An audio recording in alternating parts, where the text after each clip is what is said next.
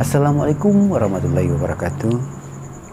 Hari ini saya akan menyampaikan materi dengan judul belajar lebih cepat dari biasanya. Pada umumnya kan kita belajar itu dengan membaca, menulis, menghafal. Tapi hari ini saya akan membagikan tips belajar lebih cepat, lebih efektif, karena ilmu ini tidak dipelajari di bangku sekolah, tidak dipelajari di bangku kuliah. Dan ilmu ini saya dapatkan dari seminar. Saya membayar 25 juta, tapi saya mau bagikan secara gratis kepada teman-teman. Dan salah satu ilmu yang saya dapat, yang pertama adalah menghafal dengan cepat. Teknik ini menghubungkan dengan memori kita, dan hafalan itu akan masuk ke alam bawah sadar. Biasanya kan orang menghafal itu dengan menulis lalu dihafal dengan pengulangan, dengan repetisi. Tapi ini yang lebih efektif. Misalnya Anda nih pembisnis atau seorang pelajar atau seorang karyawan, pelajaran ini cocok, bahkan anak-anak pun cocok pakai ilmu ini. Misalnya Anda mau menghafal warna, ada merah, kuning, biru, hijau, putih. Coba dihafal. Mungkin Anda sulit menghafalnya, tapi ketika Anda menghubungkannya dengan salah satu benda atau mengaitkan dengan badan Anda, misalnya merah, rambut, kuning, telinga, biru, alis, hijau, mata, putih, mulut. Terus ulangi dulu. Rambut itu merah, kuning itu telinga, alis itu biru, mata itu hijau, mulut itu warna putih. Itu sangat mudah dan itu lebih cepat menghafalnya. Dan ilmu ini cocok juga untuk anak-anak. Anak saya yang umurnya 8 tahun, yang kelas 2 SD, saya pakaikan ilmu ini untuk menghafal. Dan saya suruh untuk menulis nama-nama benda. Coba sebutkan nama-nama benda 7. Jadi dia menyebutkan ada meja, kulkas, televisi, kursi, buku, kompor, bantal. Coba dihafal itu yang disebutkan. Sulit dia menghafalnya. Kadang dia tulis meja, menyebut meja, terus menyebut buku, terus menyebut kulkas. Enggak teratur, enggak berurutan.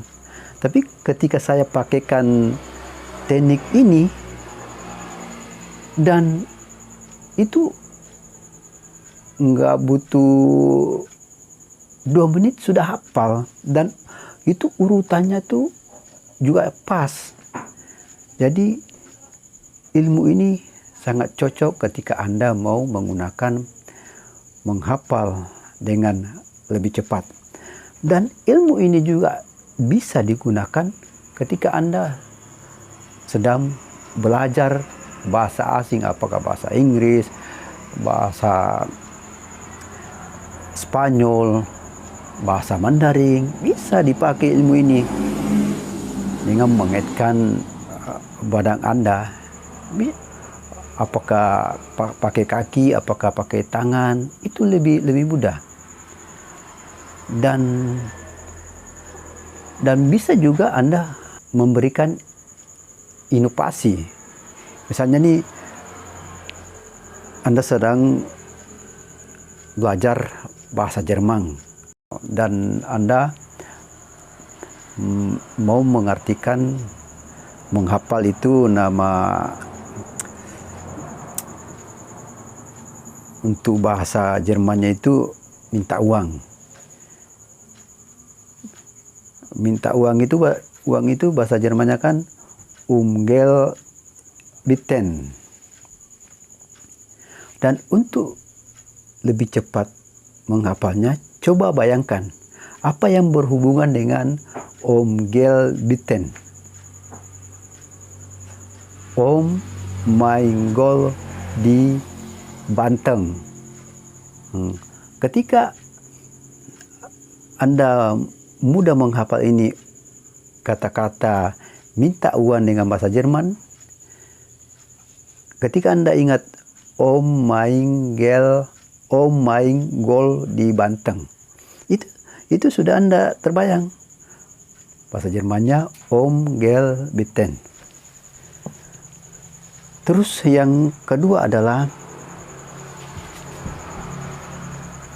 belajar dengan menulis atau berbicara dengan lebih bagus. Banyak para penulis ini ketika mempunyai murid, dia menganjurkan untuk latihannya menulis. Dan ketika murid ini mentok, misalnya dalam tulisannya itu sudah 1 lembar dan dia tidak tahu lagi apa mau ditulis, dan sang mentor ini bilang tulis saja. Misalnya pada saat itu kamu ngeblank dan berkata aku lagi ngeblank nih, tulis saja itu, aku lagi ngeblank.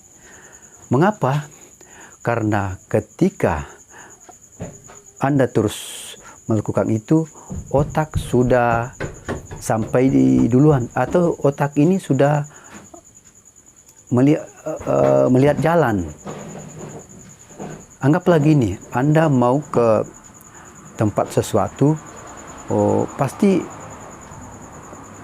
susah menjangkaunya karena Anda belum tahu.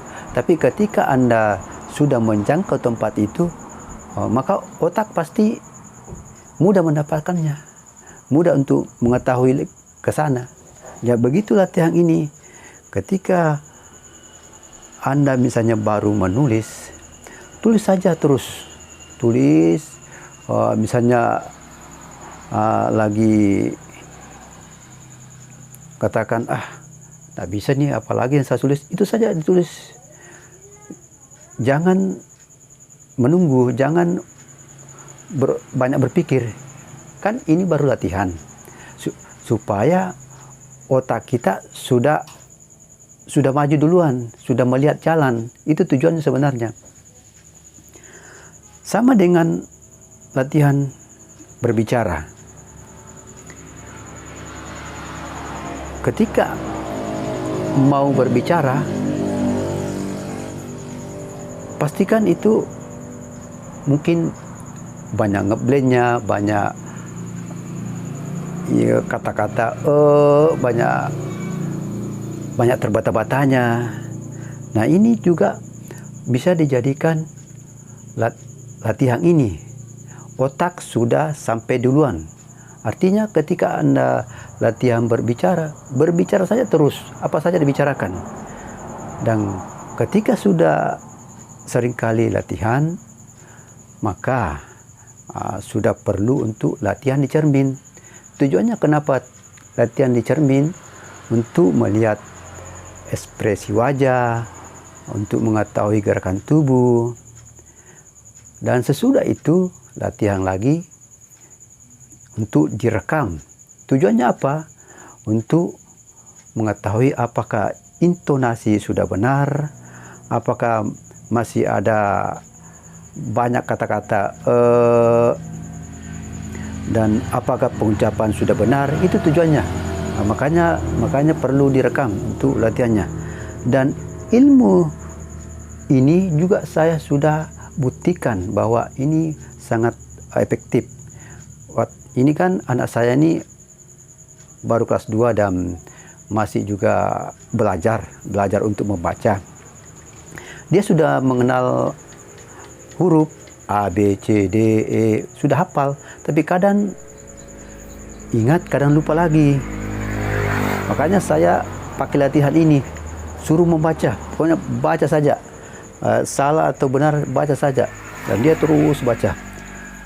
Dan 3 hari saya suruh membaca dengan benar, dan dia sudah bisa membaca dengan betul.